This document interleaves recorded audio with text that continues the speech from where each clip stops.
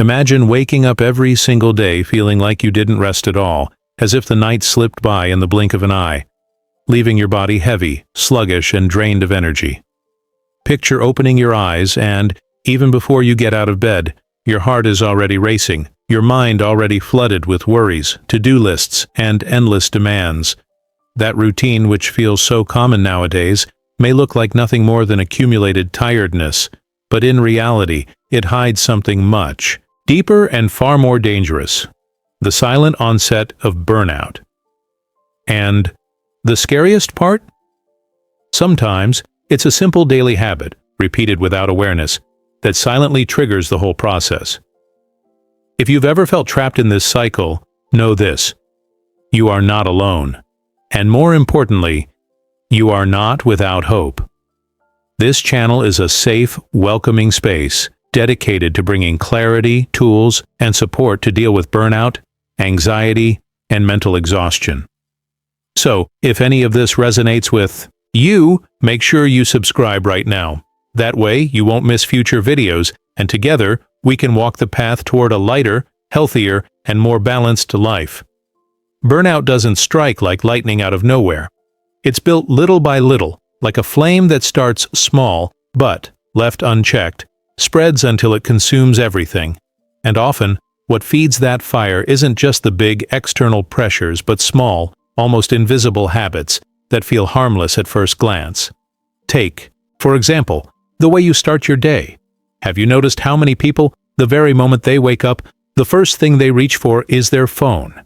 That unread email, that unanswered message, that work notification. This gesture, so ordinary, sends a very clear signal to the brain. We're already on alert. We're already in work mode. It's as if, before your body has even fully awakened, your mind has already been thrown into battle. And this habit, repeated day after day, has devastating long-term effects. It's like turning on a faucet of stress every single morning and never turning it off.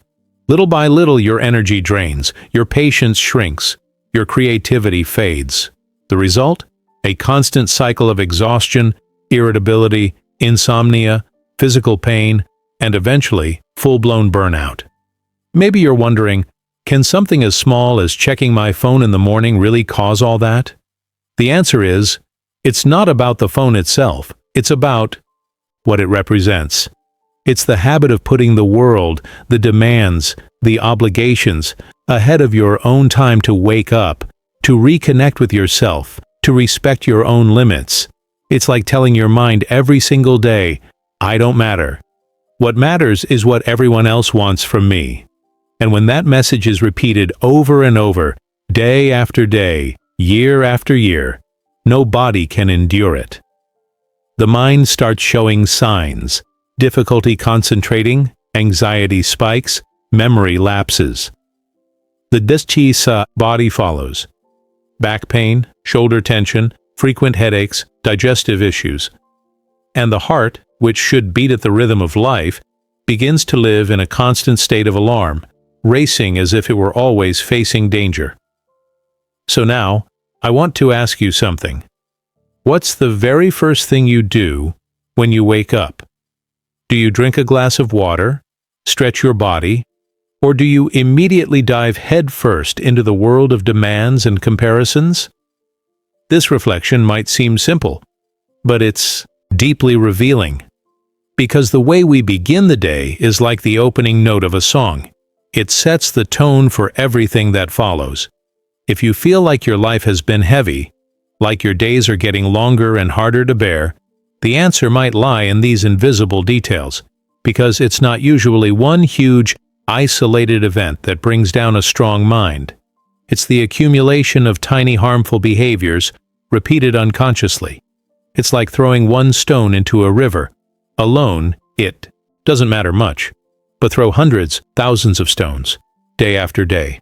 At some point, the river clogs, it blocks, it loses its natural flow.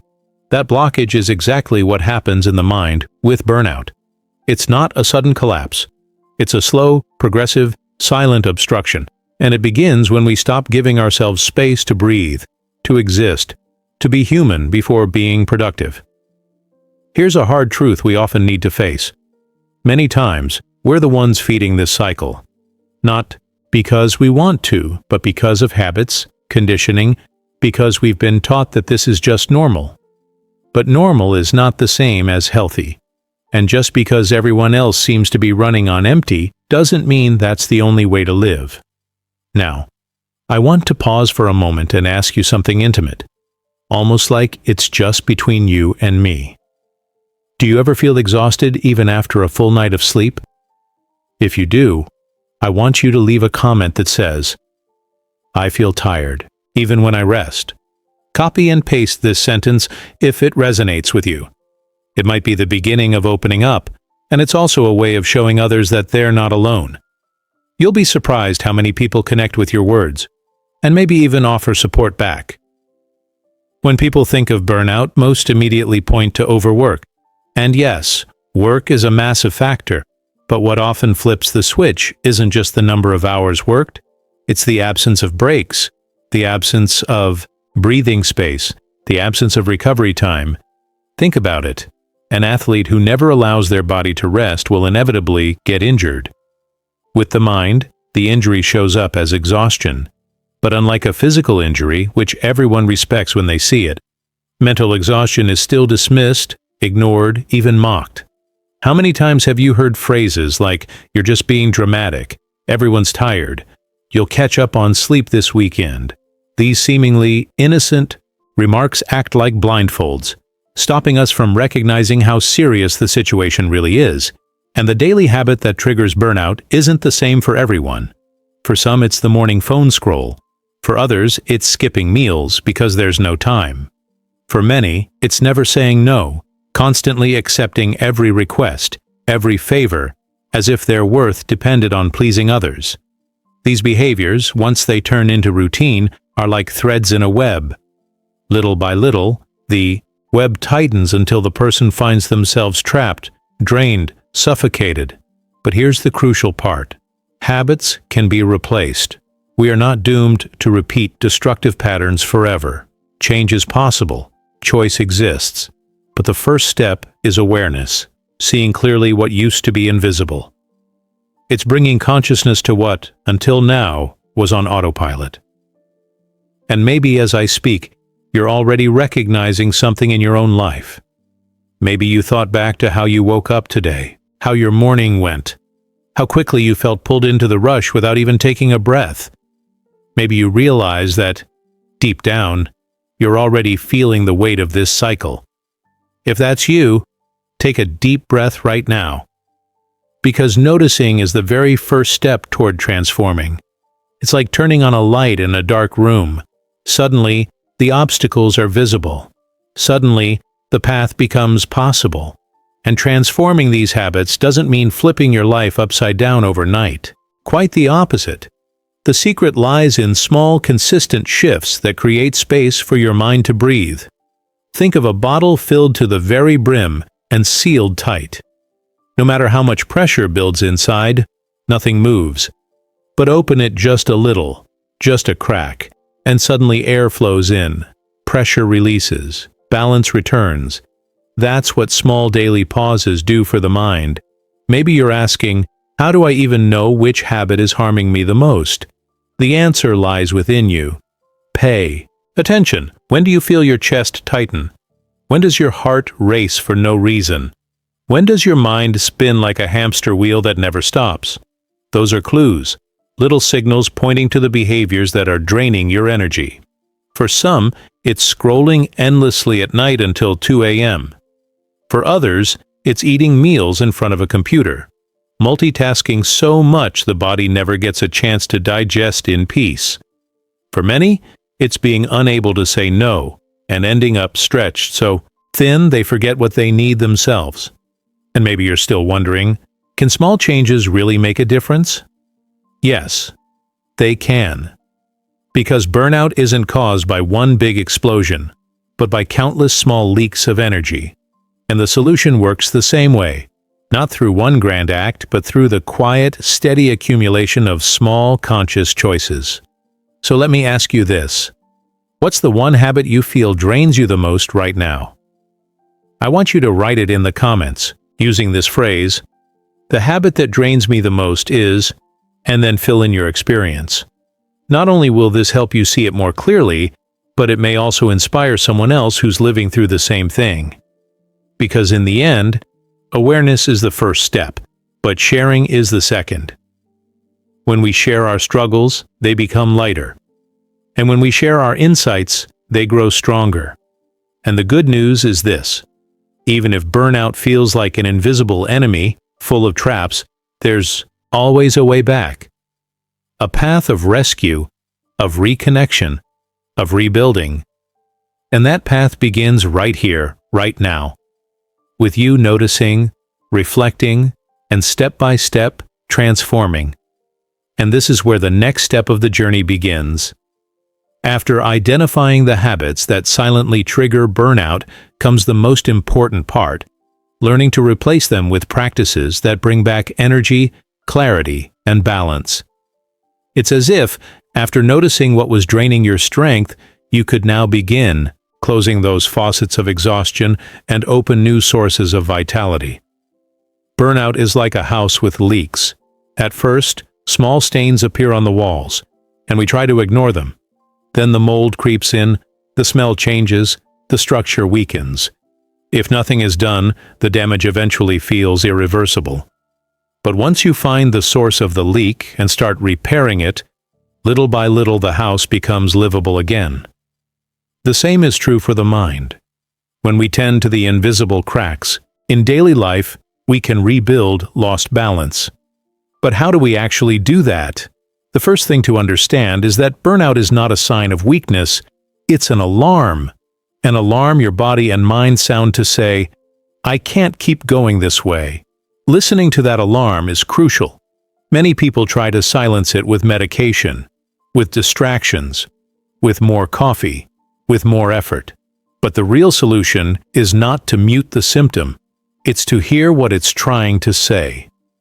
And almost always it says, "It's time to slow down, it's time to reconnect, it's time to change how you treat your time, your emotions, and your limits." One powerful way to start is by creating morning and evening rituals. It might sound like a small detail, but it changes everything.